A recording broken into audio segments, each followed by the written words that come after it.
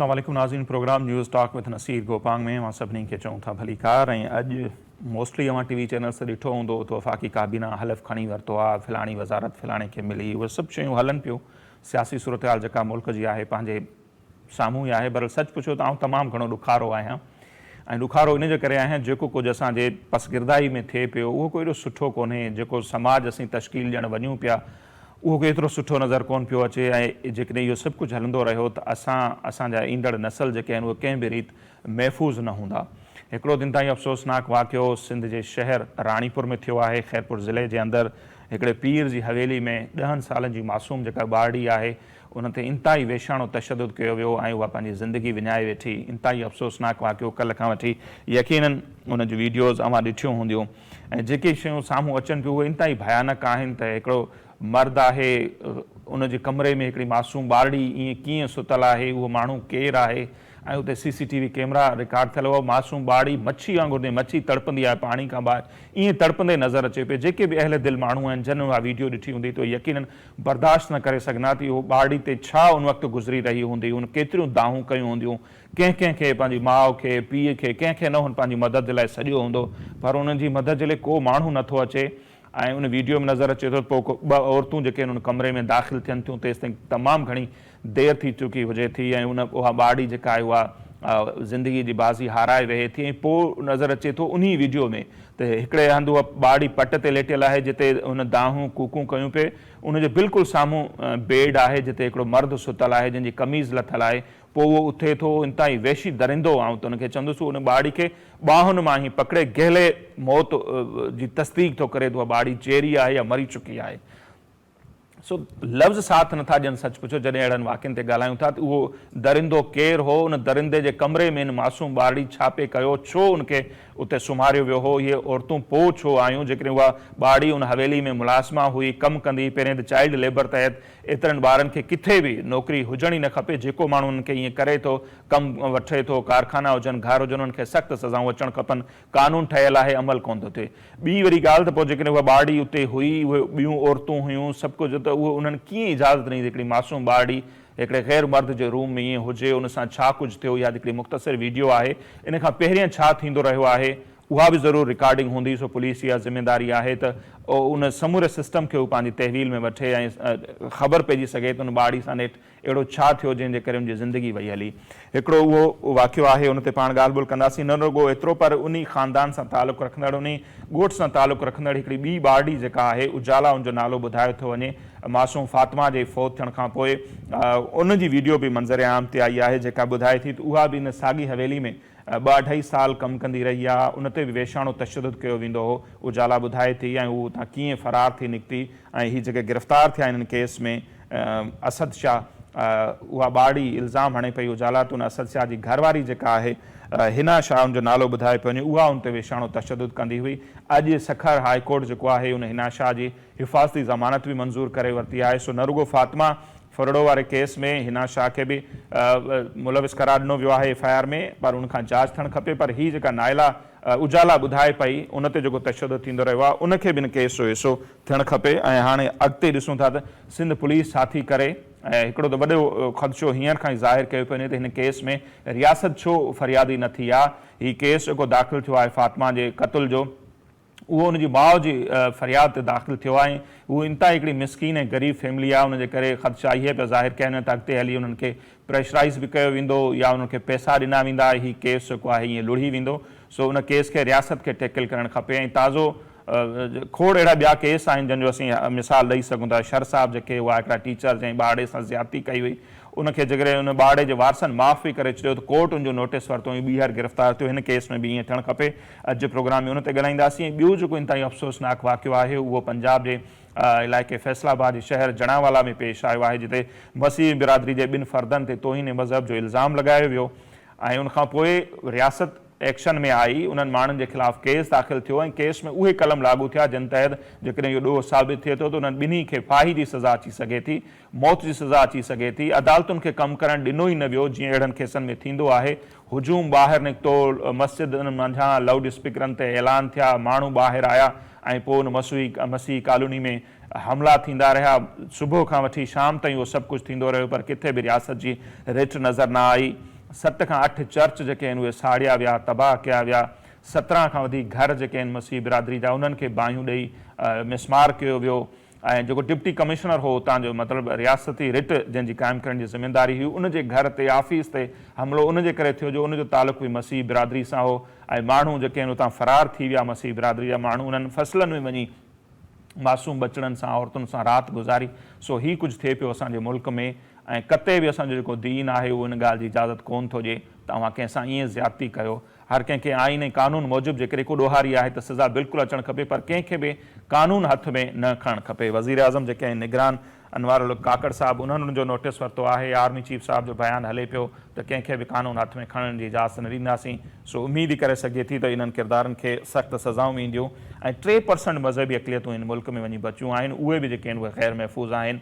न रुगो मज़हबी अक़लियतूं, पर हिते त ईअं बि असां थींदे ॾिठो आहे जो ज़ाती दुश्मनी जे बुनियाद ते बि कंहिं ते बि तोहीन मज़हब जो इल्ज़ाम हणी ऐं उनखे क़तलु कयो थो वञे। हफ़्तो पहिरियां जेको आहे बलोचिस्तान में हिकिड़ो अफ़सोसनाक वाक़ियो पेश आयो, जीअं मिशाल ख़ान खे शहीद कयो वियो, क़तलु कयो वियो। ईअं ई हिकिड़े ॿिए शागिर्द खे बलोचिस्तान में तोहीन मज़हब जे इल्ज़ाम में क़तलु कयो वियो आहे। सो अहिड़े क़िस्म जा जेके भयानक वाक़िया आहिनि उहे केतिरा ख़तरनाक आहिनि, उन सां समूरे मुल्क जो जेको इमेज आहे समूरी दुनिया में केतिरो ख़राबु थिए थो। अॼु जे प्रोग्राम में असीं उन ते बि ॻाल्हि ॿोल कंदासीं। पहिरीं ॻाल्हि ॿोल कयूं था राणीपुर में पेश आयल जेको हीउ अफ़सोसनाक वाक़ियो आहे, 10 सालनि जी ॿाड़ी फ़ातिमा जंहिंजो क़तलु थियो आहे वेश्याणे तशदुद में, उन ते ॻाल्हि ॿोल कंदासीं। सीनियर सहाफ़ी आहिनि ऐं तज़ियनिगार इमदाद सूमरो साहब, उहे हींअर सां टेलीफोन लाइन ते मौजूदु आहिनि।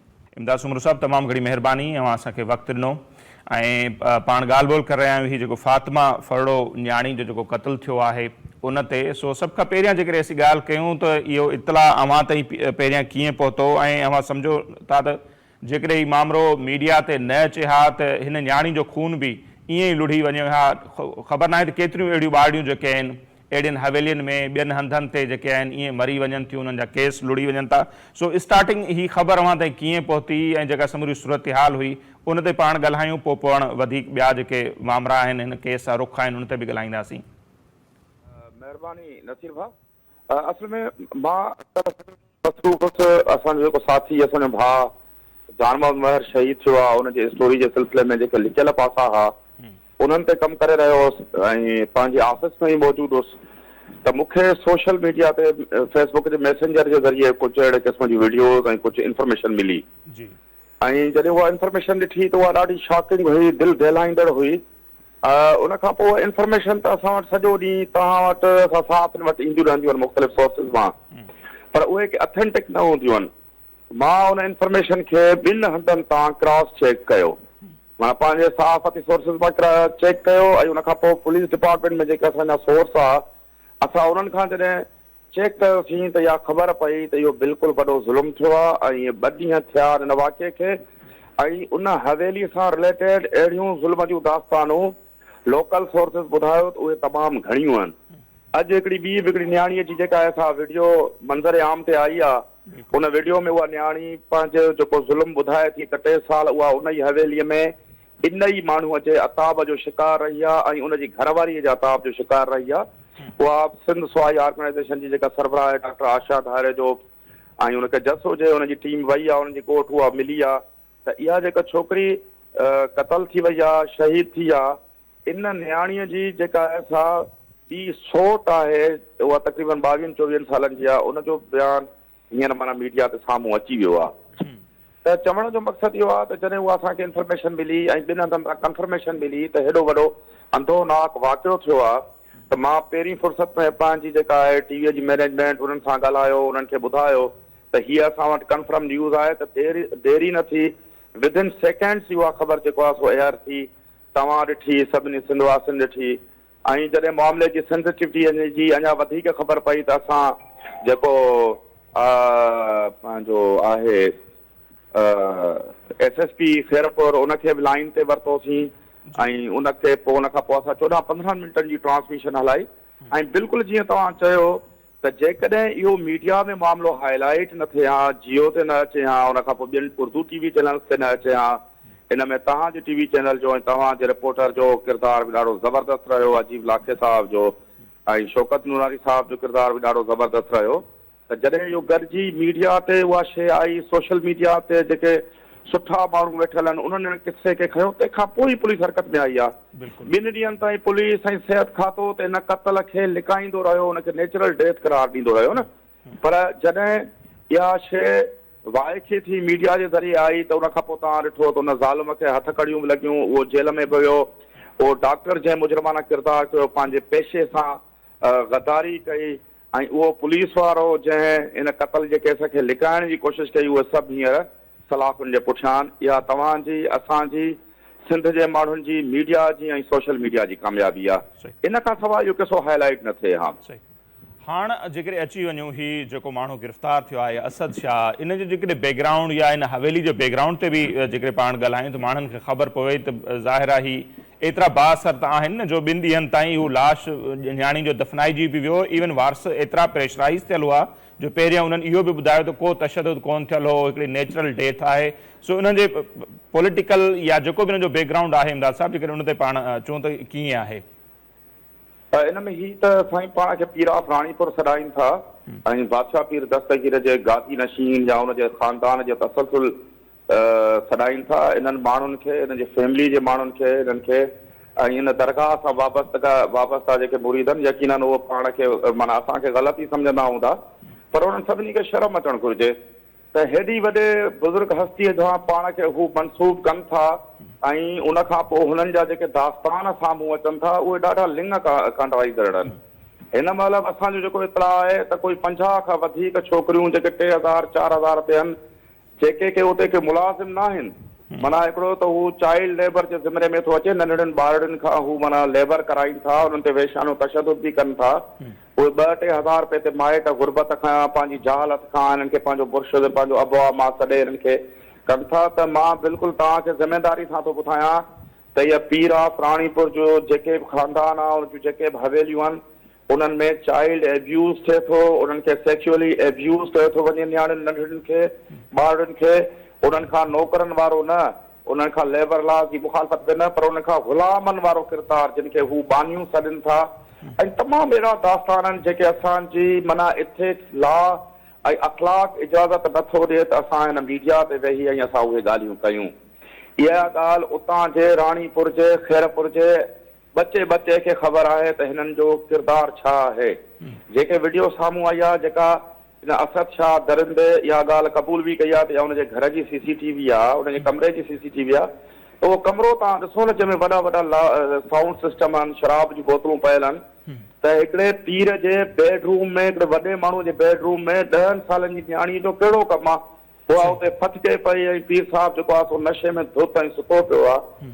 मूंखे हिकिड़े पुलिस जे आला ऑफिसर ऑफ द रिकॉर्ड ॿुधायो, तस्दीक कई त पीर साहिब सां ग़लती थी वई, उनखे नशे में ख़बर ई कोन पई, उनखां इहो ज़ुल्म थी वियो। उनखां पोइ उन ज़ुल्म खे लिकाइण लाइ पीर साहिब वारनि उन छोकिरीअ खे मारे छॾियो। उनखे मारण खां पोइ SHO जेको अमीरो चांग आहे, उन अमीर चांग खे उन्हनि वरितो ऐं अस्पताल विया, डॉक्टर खे एतवाद में वरितो, डॉक्टर हिन खे एम्बुलेंस ॾिनी।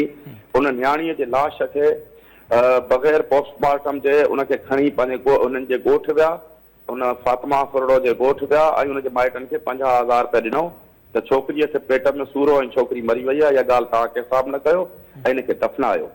ॻाल्हि तॾहिं ॿाहिरि निकिती जॾहिं छोकिरी जो लाश वारसनि ॾिठो, हुन जा वीडियोज़ कढियऊं।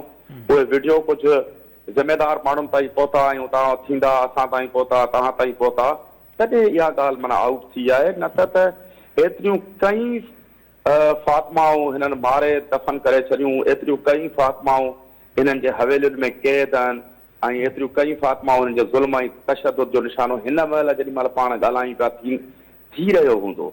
इहा रियासत जी ज़िमेदारी आहे, रियासत पाकिस्तान जी ज़िमेदारी आहे, हुकूमत सिंध जी ज़िमेदारी आहे, सिंध पुलिस जी ज़िमेदारी आहे। बदकिस्मती नसीब भाई आहे त असांजी जेका सिंध पुलिस आहे समूरी कंप्रोमाइज़ आहे, पॉलिटिकल आहे। इहे वॾेरा MPA MNA उन्हनि खे मुक़ररु कराइनि था, इहे पैसा ॾेई 2-3 करोड़ रुपया इहे SSPs मुक़ररु थियनि था।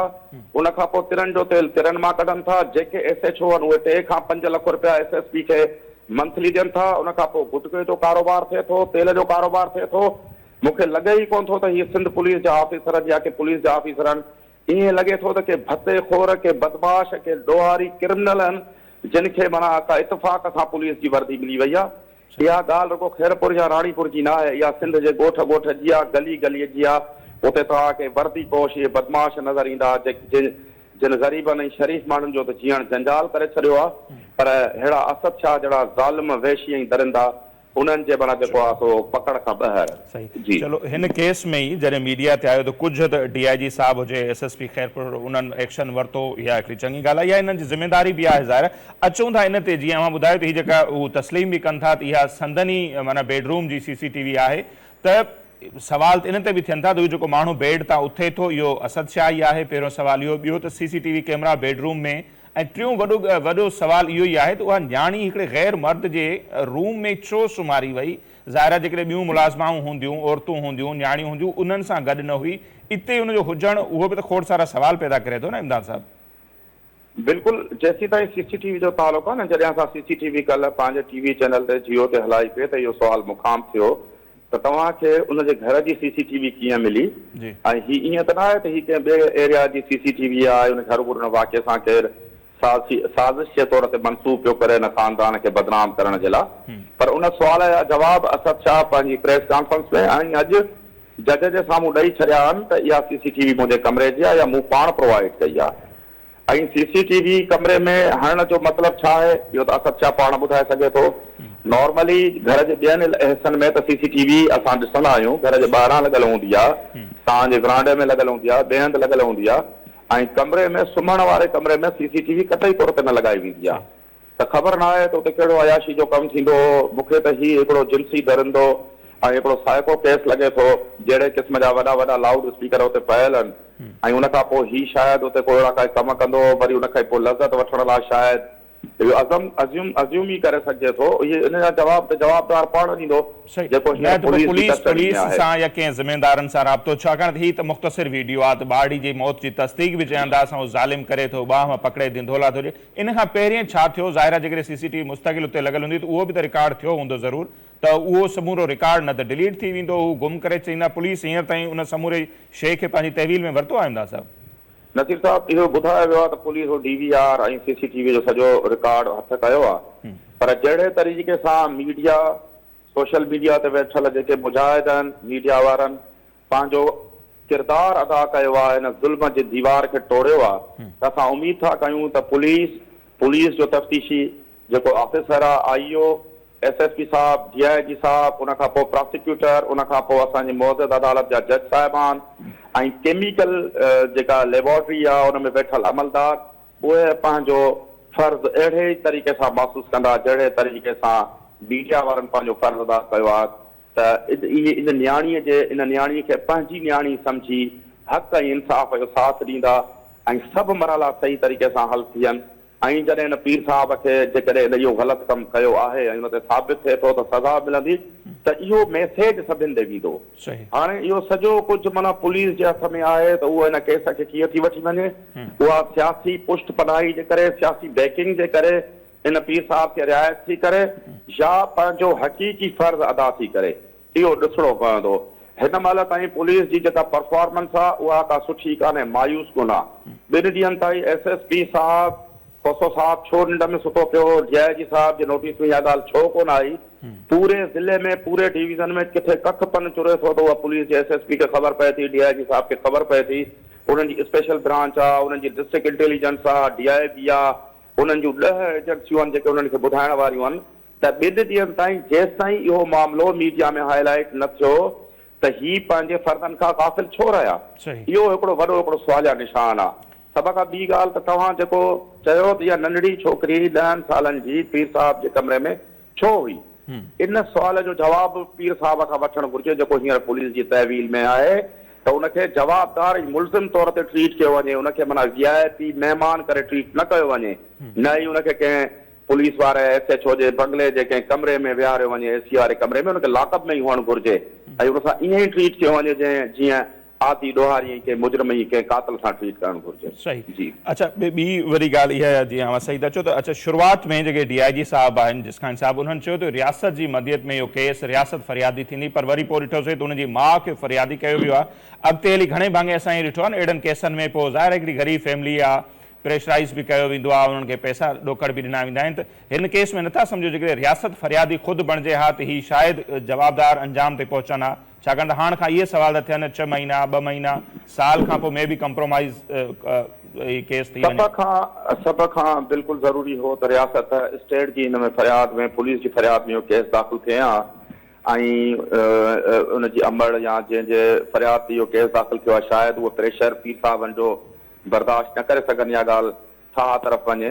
पर हिन में हिकु हदि सेक्शन कानून जे माना तालिब इल्म जे हैसियत में मूंखे ईअं लॻे थो त हिकु हदि सेक्शन अहिड़ो आहे जेको केस जेको माना नॉन कंपाउंडेबल आहे। कानून जी ॿोलीअ में हिकिड़ा ॾोह अहिड़ा हूंदा आहिनि जेके कंपाउंडेबल हूंदा आहिनि यानी ठाह जोगा, ऐं ॿिया केस अहिड़ा हूंदा आहिनि जेके नॉन कंपाउंडेबल हूंदा आहिनि। पर हिन ई सिंध में असां हिन ई साल हिकिड़ो अहिड़े क़िस्म जो वाक़ियो ॾिठो जॾहिं ज़ैनब भयो जो जेको खिपरो वारो मशहूरु वाक़ियो हो, उन में जेके क़ाइम खानी आहे उन्हनि ते ॾोह साबित थियो जिन गैंग रेप कयो 2008 अलाए 9 जो हिकिड़ो केस आहे, उन्हनि खे 2022 में सज़ाए मौत ॾिनी।